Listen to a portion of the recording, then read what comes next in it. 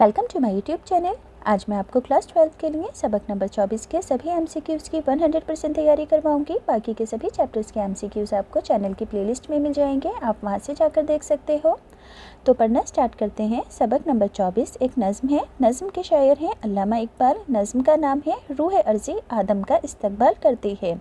अर्ज़ी किसे कहते हैं? अरबी लैंग्वेज के अंदर ज़मीन को कहते हैं। तो सबसे पहले हम शायर के बारे में पढ़ेंगे, फिर नज़्म से मुतालिक अहम सवाल समझाऊंगी जो कि एग्ज़ाम में पूछे जा सकते हैं, और फिर लास्ट में मोस्ट इम्पॉर्टेंट नज़्म किसे कहते हैं इससे मुतालिक सवाल समझाऊंगी क्योंकि एग्ज़ाम में ज़रूर पूछे जाएंगे। तो सवाल नंबर 1 है, इकबाल की पैदाइश कब हुई? 1877 या 1876? तो इकबाल की पैदाइश 1877 में हुई, अल्लामा इकबाल की।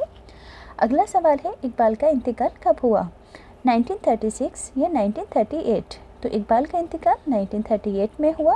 अल्लामा इकबाल का पूरा नाम क्या था? मोहम्मद इकबाल या मोहम्मद इकबाल ख़ान? तो अल्लामा इकबाल का पूरा नाम था मोहम्मद इकबाल। अगला सवाल है, इकबाल कहाँ पैदा हुए? पंजाब सियालकोट या पंजाब अमृतसर? तो इकबाल पंजाब सियालकोट में पैदा हुए। अगला सवाल है, इकबाल का ख़ानदान कहाँ से ताल्लुक़ रखता था? कश्मीर से या अफ़गानिस्तान से? तो इकबाल का ताल्लुक़ ख़ानदान कश्मीर से ताल्लुक़ रखता था। इकबाल के वालिद का नाम क्या था? शेख नूर मोहम्मद या शेख अनवर ख़ान? तो इकबाल के वालिद का नाम शेख नूर मोहम्मद था। अगला सवाल है, इकबाल ने इब्तिदाई तालीम किससे हासिल की? मौलवी मीर हसन से या मौलवी अब्दुल हक से? तो इकबाल ने इब्तिदाई तालीम मौलवी मीर हसन से हासिल की। अगला सवाल है, इकबाल ने एंट्रेंस कब पास किया? 1892 में या 1893 में? तो इकबाल ने इंटर का इम्तिहान कब पास किया? तो इकबाल ने इंटर का इम्तिहान 1893 में पास किया। अगला सवाल है, इकबाल ने 1897 में लाहौर के किस कॉलेज से एमए किया था? गवर्नमेंट कॉलेज लाहौर से या गवर्नमेंट कॉलेज मोगा से? तो इकबाल ने 1897 में लाहौर के गवर्नमेंट कॉलेज से एमए किया था। इकबाल ने एमए कब किया था? 1898 में या 1899 में? तो इकबाल ने एमए 1899 में किया था। मज़ीद तालीम हासिल करने के लिए इकबाल कहाँ गए थे? फ्रांस या फिर यूरोप? तो मज़ीद तालीम हासिल करने के लिए इकबाल यूरोप गए थे। अगला सवाल है, यूरोप में इकबाल ने कौन सी डिग्री हासिल की? फ़लसफ़े की या डॉक्टरेट और बैरिस्ट्री की? तो यूरोप में इकबाल ने डॉक्टरेट और बैरिस्ट्री की डिग्री हासिल की। यूरोप से आने के बाद इकबाल ने हासिल माश के लिए क्या किया, यानी कि पैसे कमाने के लिए वकालत की या फिर मुदीर बने? तो यूरोप से वापस आने के बाद इकबाल ने वकालत की। अगला सवाल है, इकबाल ने मुख्तलिफ औकात में कहाँ कहाँ का सफ़र किया था? कहाँ कहाँ का किया था? बरतानिया, जर्मनी, स्पेन, फ्रांस, फ़िलिस्तीन और अफ़गानिस्तान। याद रखोगे, बरतानिया, जर्मनी, स्पेन, फ्रांस, फ़िलिस्तीन और अफ़गानिस्तान।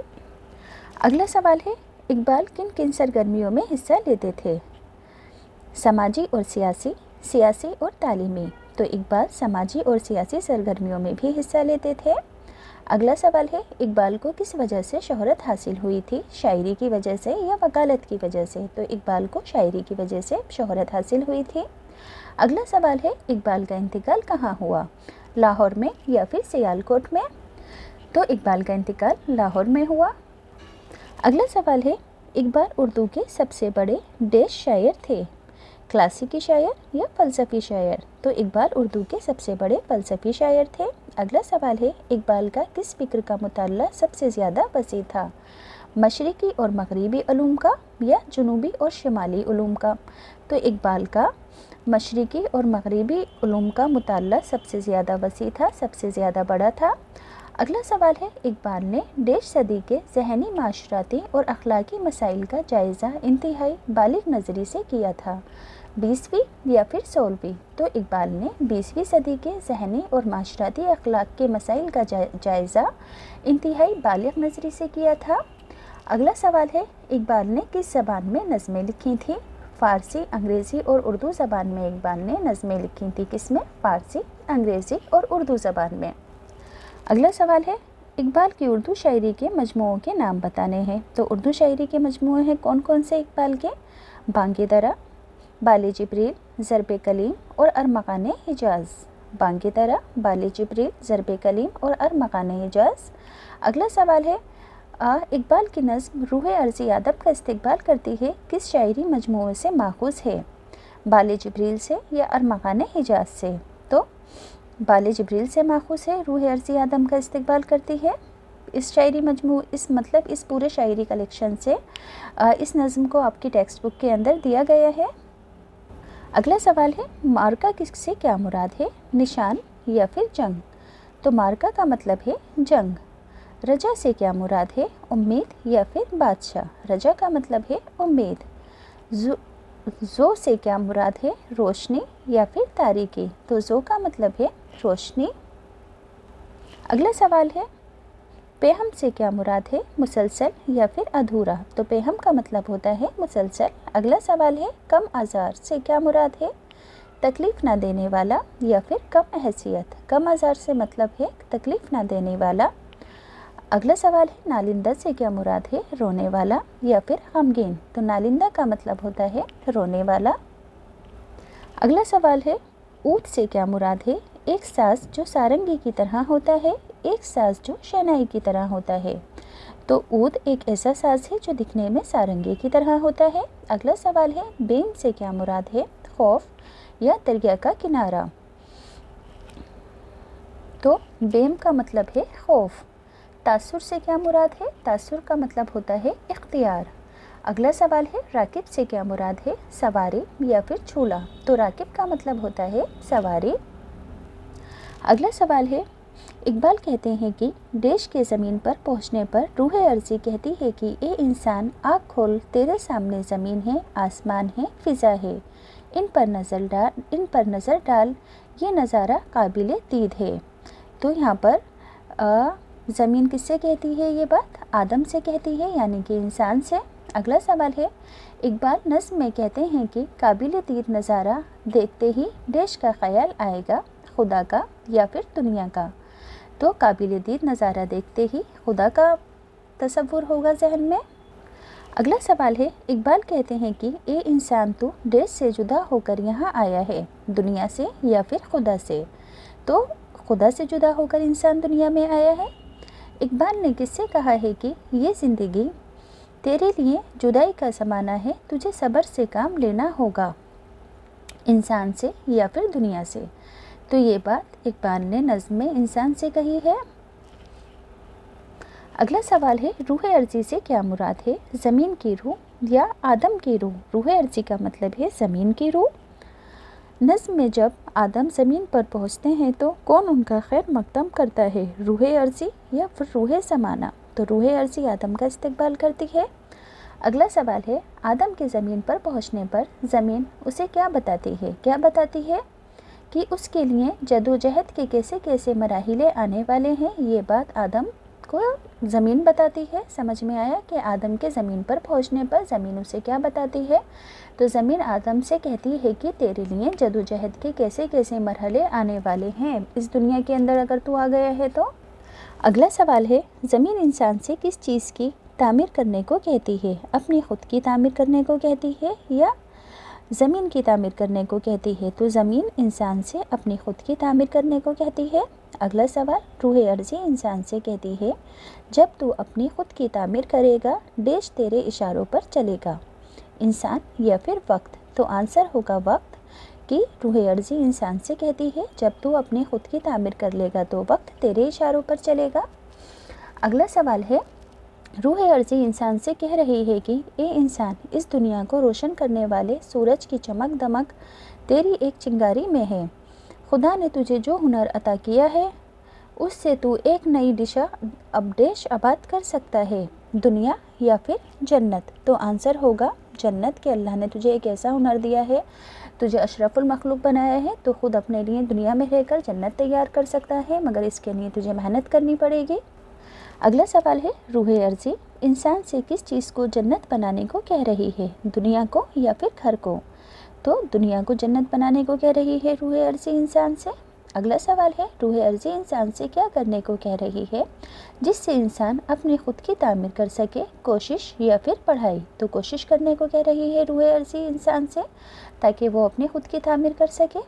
अगला सवाल है, रूह अर्ज़ी इंसान को क्या समझाना चाहती है कि इंसान अपने अमल से ख़ुद अपनी तकदीर लिखता है। ये बात रूह अर्ज़ी इंसान को समझाना चाहती है। क्या बात? कि इंसान अपने अमल से, अपने कर्म से ही ख़ुद अपनी तकदीर लिखता है। अगला सवाल है, रूह अर्ज़ी आदम का इस्तेक़बाल क्यों करती है? ये बताने के लिए कि दुनिया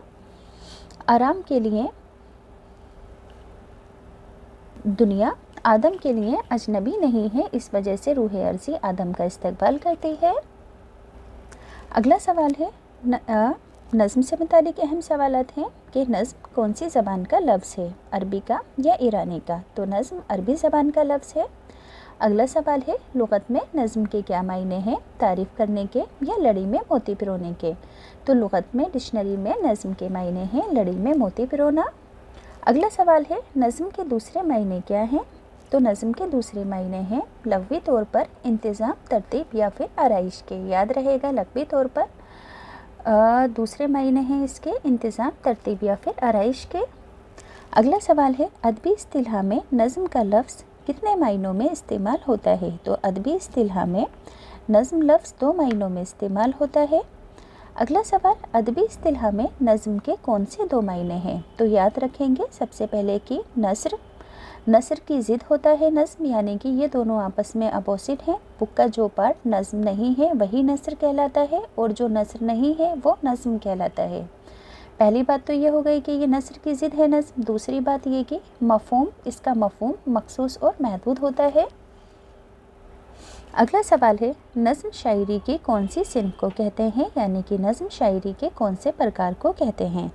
तो नज़्म शायरी के उस प्रकार को कहते हैं जिसमें किसी ख़ास मौजू पर तसलसल के साथ इज़हार ख़याल किया जाता है।